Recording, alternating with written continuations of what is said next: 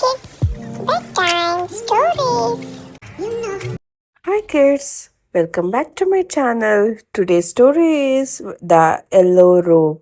Once upon a time, in an eastern country, there lived a man named Zeng Oho. He had a small grocery shop in the town market. Zeng Oho was a simpleton. Each morning he went to his shop dressed in plain clothes, blue shirt, black trousers, black hat, black shoes, and a black robe. Day after day, wearing the same clothes, Zeng Oho was feeling bored. One day, sitting idle in his shop, he decided to change his getup. I must wear bright colors and beautiful robes like others do, he thought. That evening, while returning home, he saw a royal procession. It was the governor. As the procession passed by, Zeng Ho noticed the governor was wearing a beautiful yellow robe, and all the townfolk stopped to bow to him. And the governor held his head high and ignored the crowd. Zeng Ho loved the yellow robe and was impressed by the governor's attitude. How important he feels wearing that yellow robe, thought Zengoho. The next day he went to the tailor and asked for a yellow robe for himself. The tailor was shocked at such a request, for only the most important people in that country were allowed to wear a yellow robe. I cannot give you a yellow robe, said the tailor. But Zengoho insisted. At last, the tailor had to give a yellow robe to him. But remember, warned the tailor, don't wear the robe in public. Zengoho nodded and went home happily. Now he would dress up in a unique fashion. Each day, Zengoho would put on his yellow robe, look at himself in the mirror, and feel important. Then, before going out, he would put his plain robe over the yellow robe to conceal it.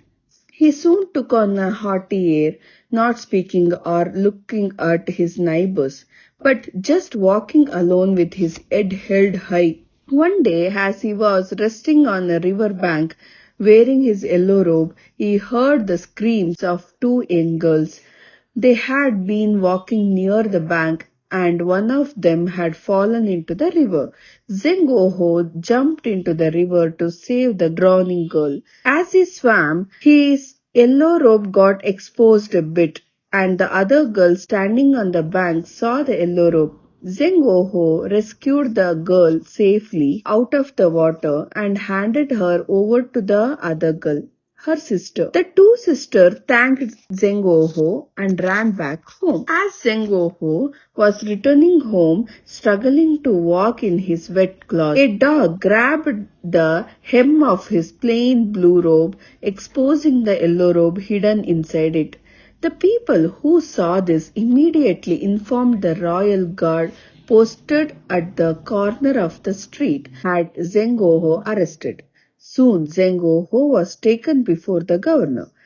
Meanwhile, the two girls had informed their father how the man wearing the yellow robe had saved them. By chance, the girl's father happened to be a royal attendant. He immediately recognized that the man who was arrested for secretly wearing yellow robes was none but the same guy who helped his daughters. He rushed to the governor's office and just reached in time. The governor was about to punish Zengoho when suddenly the girl's father stopped him and told him how kind and generous Zengoho had been. "Ha!" grunted the governor, "keeping your good deed in mind.